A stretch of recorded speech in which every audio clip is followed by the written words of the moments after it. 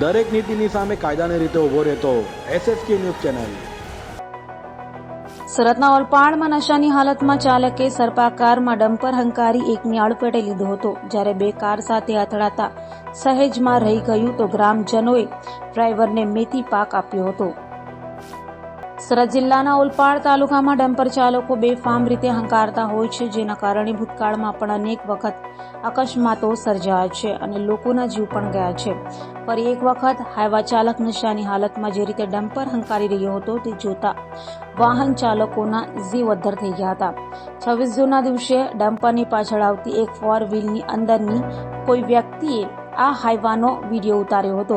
Dumper જે રીતે એક છેડેથી બીજે છેડે રોડની સાઈડ ઉપર હંકારતો હતો તે જોઈને આશ્ચર્યમાં મુકાઈ ગયા અને વિડીયો બનાવી સોશિયલ મીડિયામાં વાયરલ કર્યો હતો। ડમ્પર જ્યારે ગામમાં પ્રવેશ્યું ત્યારે બે કારની સામે આવી ગયું હતું, પરંતુ સદનસીબે તેની સાથે અકસ્માત સર્જાયો ન હતો, પરંતુ રોડની સાઈડમાં મોપેડ ઉપર ઉભા રહીને વાતો કરતા બે યુવાનોને ટક્કર મારી હતી અને ત્યારબાદ ડમ્પર ચાલકને ગામ લોકોએ રોકી લીધો હતો। કુસમ રોડ ઉપર પીધેલી હાલતમાં સાપની જેમ હાઈવા ડમ્પર હંકારતા ડ્રાઈવરનો વિડીયો સોશિયલ મીડિયામાં વાયરલ થતા પોલીસ જાતે ફરિયાદી બની ગુનો નોંધી ડમ્પર ડ્રાઈવરની અટકાયત કરી છે। ડમ્પર જે રીતે રોડ ઉપર ચાલી રહ્યું હતું તે જોતા આસપાસના વાહન ચાલકો માંડ પોતાનો જીવ બચાવી શક્યા હતા। જે રીતે આ દ્રશ્યો જોવા મળી રહ્યા છે તે જોતા મોટી દુર્ઘટના ટળી હોય એવું ચોક્કસ માની શકાય છે। મૂળ મધ્યપ્રદેશ રાજ્યનો વતની રામ નરેશ જગદીશ પ્રસાદ પટેલ હાલમાં સુરત શહેરના ડભોલી ગામની શ્રીનગર સોસાયટીમાં ડમ્પર માલિક રાકેશ કાળુભાઈ વણજારાના ભાડાના મકાન નંબર 59માં રહે છે।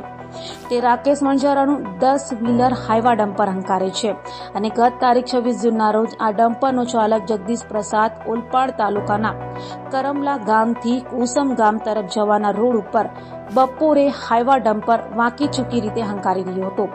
ચાલકે રોડની બાજુએ ઉભેલા યુવકોને ટક્કર મારી ત્યારે આસપાસના લોકો દોડી આવી ડમ્પર ચાલકને ઊભો રાખી દીધો હતો।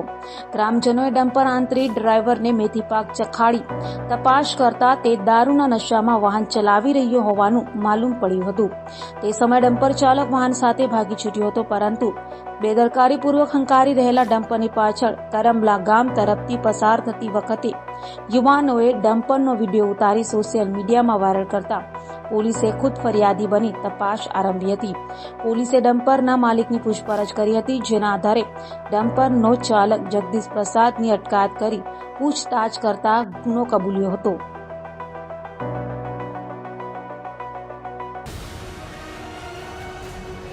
દરેક નીતિની સામે કાયદાની રીતે ઊભો રહેતો SSK ન્યૂઝ ચેનલ।